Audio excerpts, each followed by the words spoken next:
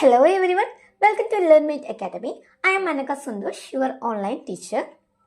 നമ്മൾ ഇന്ന് ഈ വീഡിയോയിലൂടെ ഡിസ്കസ് ചെയ്യാനായിട്ട് പോകുന്നത് +2 മലയാളത്തിലെ ആദ്യ യൂണിറ്റായ എഴുത്തകം എന്നതിലെ കണ്ണാടി കാൺമോളവും പ്രകാശം ജലം പോലെയാണ് എന്ന രണ്ട് പാഠഭാഗങ്ങളാണ് കേട്ടോ. അപ്പോൾ അതിൻ്റെ ആശയമാണ് നമ്മൾ മെയിൻലി ഫോക്കസ് ചെയ്യാനായിട്ട് പോകുന്നത്.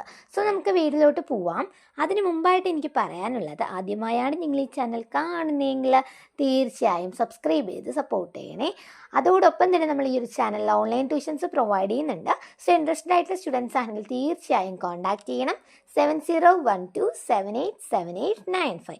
സോ നമുക്ക് ചാപ്റ്റേഴ്സിൻ്റെ ആശയം എന്തൊക്കെയാണ് നോക്കാം. കണ്ണാടി കാൺമോളവും. എഴുത്തച്ഛൻ. മഹാഭാരതം സംഭവ പർവ്വത്തിലെ ശകുന്തളോ വ്യാഖ്യാനമാണ് പാഠസന്ദർഭം. ഗാന്ധർവ വിധിപ്രകാരം തന്നെ വിവാഹം ചെയ്ത ദുഷ്യന്തന്റെ കൊട്ടാരത്തിലേക്ക് ശകുന്തള പുത്രനോടൊപ്പം എത്തിച്ചേരുന്നു. ദുഷ്യന്തൻ ശകുന്തളയുമായുള്ള പൂർവ്വബന്ധം മറന്നുപോയതിനാൽ അവളെ വഴിപിഴച്ചവൾ എന്ന് ആക്ഷേപിക്കുന്നു. ആത്മാഭിമാനത്തിന് മുറിവേറ്റ ശകുന്തള തന്റെ വ്യക്തിത്വം നിലനിർത്താൻ നടത്തുന്ന ശ്രമമാണ് കാവ്യഭാഗത്തുള്ളത്. ശകുന്തളയോടുള്ള ദുഷ്യന്തന്റെ ശകാര വാക്കുകളോടെയാണ് ഈ പാഠഭാഗം ആരംഭിക്കുന്നത്. ദുഷ്യന്തൻ ശകുന്തളയെ അഹങ്കാരി എന്നും പിഴച്ചവളെന്നും സ്വർണ്ണാഭരണങ്ങളിലും വസ്ത്രങ്ങളിലും മയങ്ങിപ്പോകുന്നവളെന്നും കുയിലിനെ പോലെ അന്യനാൽ വളർത്തപ്പെട്ടതുകൊണ്ട് വളർത്തുദോഷം ഉള്ളവളെന്നും ആക്ഷേപിക്കുന്നു. ദുഷ്യന്തന്റെ നിന്ദാവചനങ്ങൾ കേട്ട് ലജ്ജിതയായി ശകുന്തള തന്റെ ആത്മാഭിമാനവും സംസ്കാരവും ഉയർത്തിപ്പിടിച്ചുകൊണ്ട് മാന്യമായ ഭാഷയിൽ ദുഷ്യന്തന് മറുപടി നൽകുന്നു. അന്യരുടെ കടുകിൻ മണി പോലുള്ള ദോഷങ്ങൾ പോലും കണ്ടെത്തുന്ന ദുഷ്യന്തൻ തൻ്റെ തന്നെ വലിയ കുറ്റങ്ങൾ തിരിച്ചറിയുന്നില്ല. കേവലം ഭൂമിയിൽ മാത്രം സഞ്ചരിക്കാൻ കഴിയുന്ന ദുഷ്യന്തന്റെ ജന്മത്തേക്കാൾ ശ്രേഷ്ഠമാണ് ഭൂമിയിലും ആകാശത്തിലും ഒരുപോലെ സഞ്ചരിക്കാൻ സാധിക്കുന്ന തൻ്റെ ജന്മം.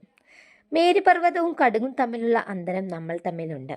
ഒട്ടും അറിവില്ലാത്തവനെ പോലെയാണ് ദുഷ്യന്തൻ സംസാരിക്കുന്നത്. തുടർന്ന് ശകുന്തള സജ്ജനങ്ങളും ദുർജനങ്ങളും തമ്മിലുള്ള വ്യത്യാസത്തെക്കുറിച്ച് സംസാരിക്കുന്നു.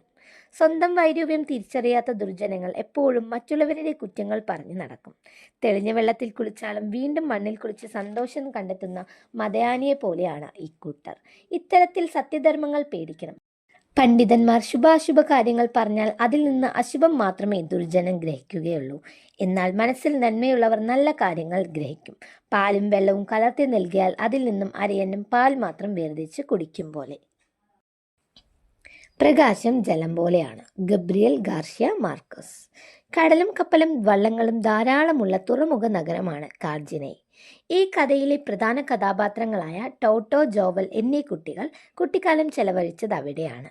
വെള്ളം വയ്ക്കാൻ ഷെഡും ബോട്ടടിപ്പിക്കാൻ സ്ഥലവും വിശാലമായ മുറ്റവുമുള്ള കാർജിനയിലെ വീട്ടിൽ നിന്ന് അവർ പെരിച്ചുമാറ്റപ്പെടുന്നിടത്തു നിന്നാണ് മാർക്കസിന്റെ പ്രകാശം ജലം പോലെയാണ് എന്ന കഥ ആരംഭിക്കുന്നത്.